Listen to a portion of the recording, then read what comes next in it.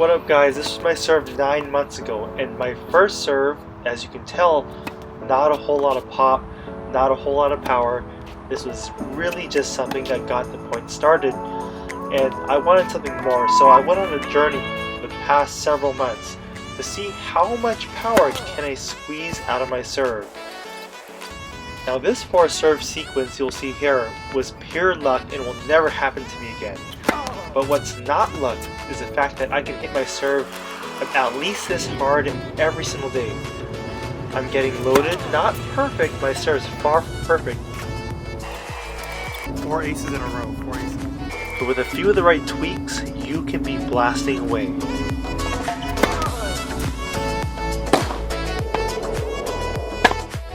What's going on guys, it's Coach Steven with 15 Points of Tennis. And in the last video we talked about upper body serving mechanics, getting it everything coiled and loaded. And you could have a pretty good serve with just upper body mechanics alone if you combine that with timing, strike zone, rhythm, contact point. And we're going to cover all those topics in a different video. So look, technically you don't need a whole ton of legs on your serve. But I'm guessing at this point, look, you don't want your serve just to be something that starts the point just to make it in the court.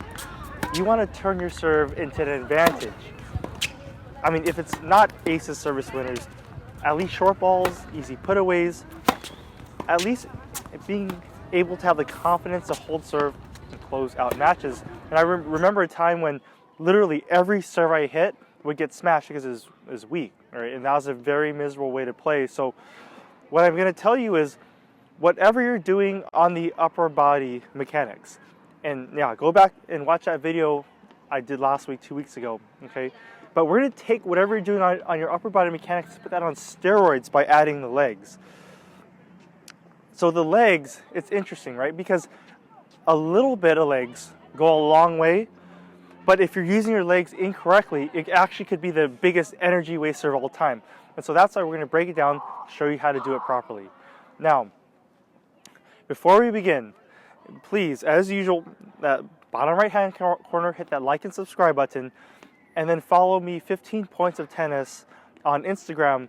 It's going to be in the description below. And what I'm going to do for the Instagram followers, for these couple videos on the serve alone, if you send me a clip, just direct message me a clip of your serve, I'll repost it to my Instagram with personalized feedback, okay, based on all the concepts we're talking about.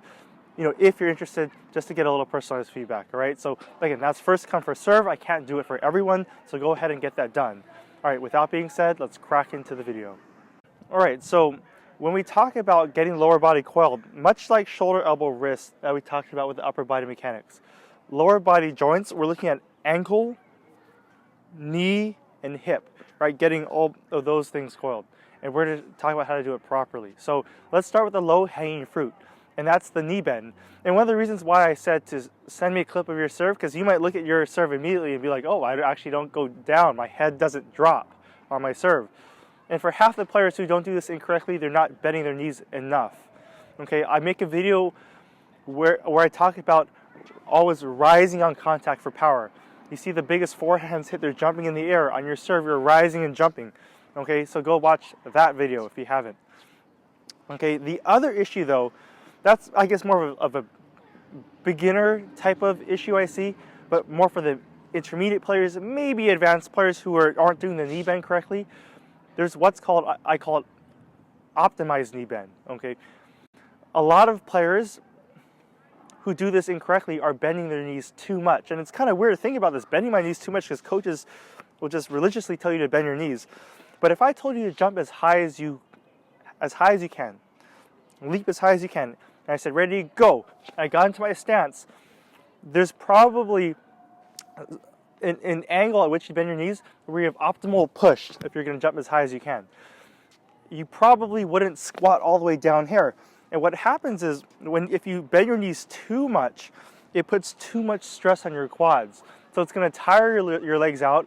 You're not going to get your bang for your buck, essentially, unless you're doing these frog hops for leg strengthening. It's not going to improve your serve. So that's why you want comfortable knee bend. You see Federer get comfortable knee bend, but it's not in the optimal knee bend. but it's not to the point where it's overstressing the legs. Really ask yourself, where are you the most explosive?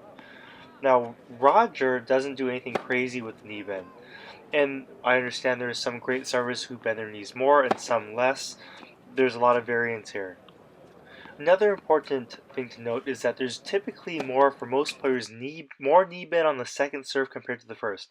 I'm going to show you first, second, first, second, first, second. Notice a difference in knee bend. The second serve, there's a little bit more tilt back, and the knee bend counterbalances the tilt back. So a first serve, you can go forward a lot more with the pronation. Second serve, because you're moving so far low to high to get that top spin kick, that knee bend gives you more vertical lift and movement, accelerating low to high. And contrary to Roger's beautiful serve, my serve 9 months ago had a little too much knee bend, and this was tiring my legs out, and this was wasted energy. And one thing's for sure, when your legs break down, your serve breaks down, especially your second serve. Now, I still like to bend my knees quite a bit, especially when I'm loading up and hitting a big serve. But knee bend's not really the biggest issue on this serve, on my serve. It's really my toss and posture is not very good, so hopefully I'll have that fixed by the next video. Hint, hint. Okay, now that you got your knees involved and you're able to rise on your serve, it's not enough just to literally go up and down like a pogo stick. We want to get this swivel involved too, and that's where our rotation comes in. So now we're talking about getting our hips involved and our hips loaded. You see baseball players, when they pitch, they even bring this this leg around so they can you can see their entire back. This is how turned they get. And again, when they get this back leg around, you see this tuck at the hip right here. This tuck at the hip allows me to extend with the hip. So this tuck and extend, right? Same with the knee, bend and extend. This little bend and extend. And you should feel this little crease right here. Now, it won't be as extreme compared to baseball because we aren't rotating around and throwing forward. We're actually going up. But you're still going to feel this little bit of tuck here, right here, as we rotate backwards. See, I'm not just going down. As I rotate backwards, this little bit of tuck allows me to bang. So this is where the hips fire. And that's the rotation that brings your serve around. Okay? Now, one of the few keys, okay? One of the things I tell the kids is when you're serving to your target, and this is, like for more beginner levels, to know you're getting turned, make sure your opponent can see a sliver of your back, right? So if I'm serving to you, a sliver of my back is showing. Okay, that's the easy way. Now, how I like to think about it to really make sure I'm getting into this coiled hip position, as I'm loading, so I'm bending my knees, I like to think about it as sitting in a chair that's facing diagonally back to my right. That maybe you call it a 45-degree angle or whatever angle, like 30 to 45 degrees. So I like to sit in this chair that's facing this way. Now, obviously my upper body, the ball's in front of me, but the fact that I can sit a little bit back this way, again, you see this tuck and bend right here? Boom. All this really requires is bending your knees a little bit and getting that swivel back, and you'll feel that tuck. And really, you only need an inch or two of this hip to tuck in order for the kinetic chain to complete and for the hips to fire. For Sampras, that means getting a little further turned back. You see almost his back facing the court as he serves. Now, for me, with my serve 9 months ago, I'm getting my back turned, but that hip is completely flat. And I'm like the pogo stick just going up and down. It's a little hard to tell in full motion, maybe you can tell, but there's a difference between my serve now where I just get a little bit turned back, and that little bit of turn back where the hips fire and rotate me around makes a big difference. Now, next concept's a little bit strange, but give me 3 minutes up to bring it full circle. To even get my body more rotated and coiled back, okay, so I can build up momentum as I unwind. Watch my feet very closely. As I turn, I actually pivot. Okay, this is very subtle and nuanced. I'll pivot just a little bit here to help me get more turn. So I can only get my back so far around, right, facing my target. But if I pivot, you see that? I can get that extra range of motion before I bring that serve around. Let's say you have remember the platform stance with your feet apart, and they call it the pinpoint stance where you step. If you have a pinpoint serve where you step, watch this front foot. Right now it's pointed diagonally right here toward the camera. You're not technically supposed to just step up to this foot and go down. We talked about you got to get this hip loaded, right? So you want to get this hip loaded here. See how I'm turned back?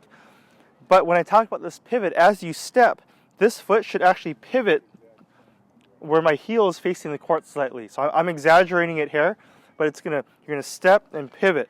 And as you step and pivot, look at how much more turned I can get.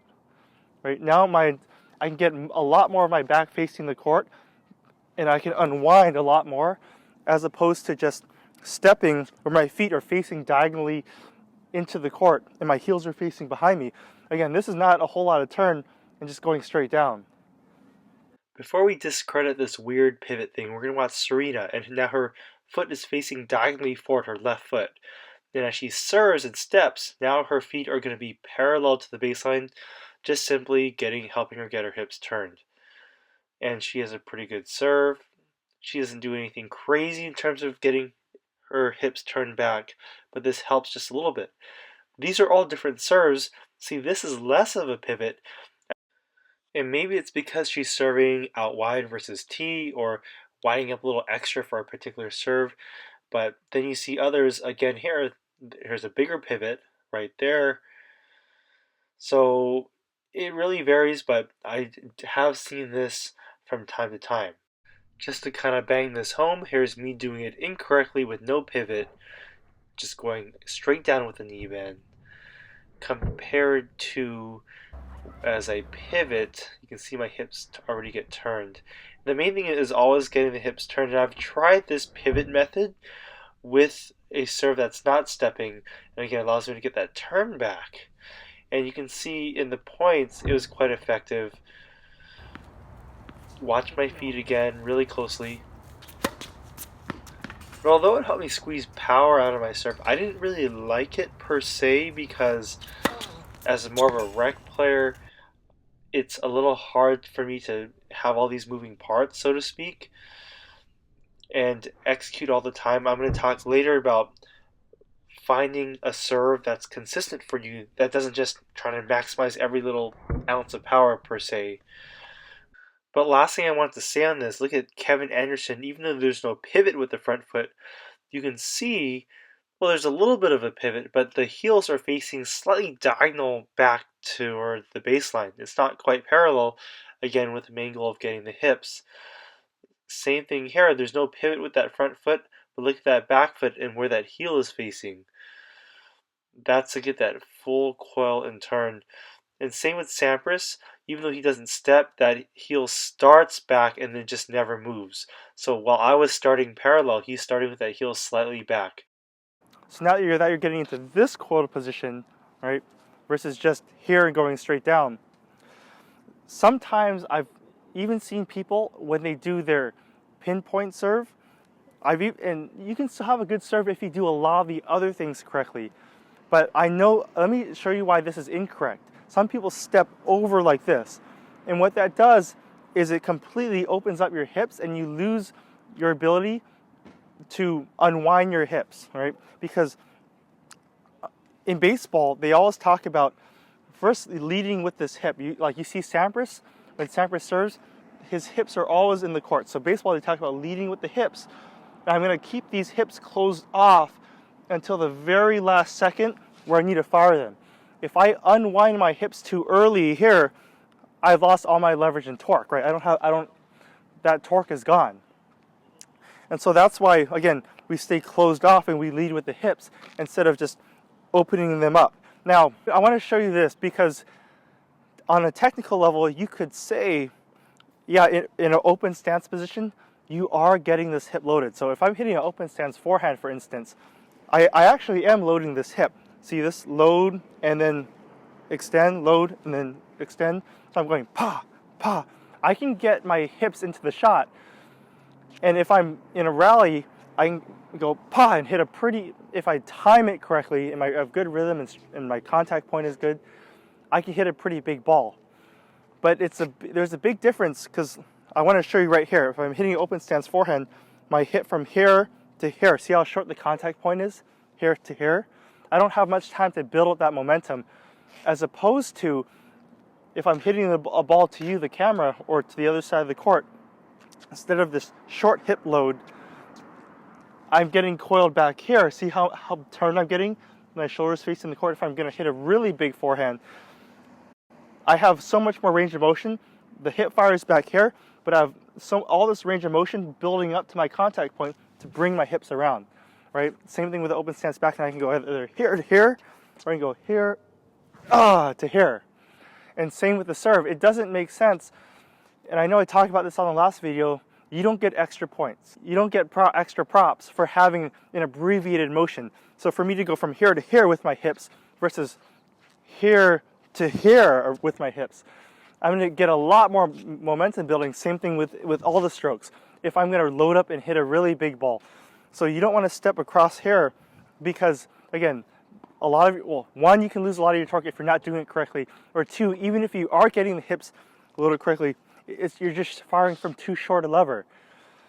And I argue this range of motion thing all the time. Yeah, I can use my whole kinetic chain. Let's say I'm of a big sledgehammer. I'm trying to smash through a brick wall. I could go right here, or I could go right. Obviously, I'm going to use more range of motion if I could. You're going to be so sick of Sampras by the time we're done with these videos, but clearly the hip is leading inside the court. That's the first thing that enters, and it stays closed until he unwinds. Now you can see it from this angle as well. I mean, I need work on this. If I could do it, I would definitely demo it, but not in this video. Taking a look at Gavashvili's serve on the near side, he was a top 100 pro a few years ago. He steps over, which exposes those hips, and he doesn't get quite as turned as a guy like Sampras. Now it's a little unfair to compare serve to Sampras, but Gavashvili couldn't get power very consistently. Whereas Sampras, I know he does a number of things, so it's hard to isolate this one variable, but he leaves those hips closed, he doesn't rotate them open until the very last second. And he just cleans up on his service game. Funny enough, there's so many variables on the serve. For the club player, it probably doesn't matter that much. And for me, because my toss is so bad, it actually kind of helps me chase a bad toss to step over. But anyways, on the next video, one of the next videos, you're going to see me fix my toss and posture. I have a lot more coming, so look forward to continuing this adventure with you on the serve.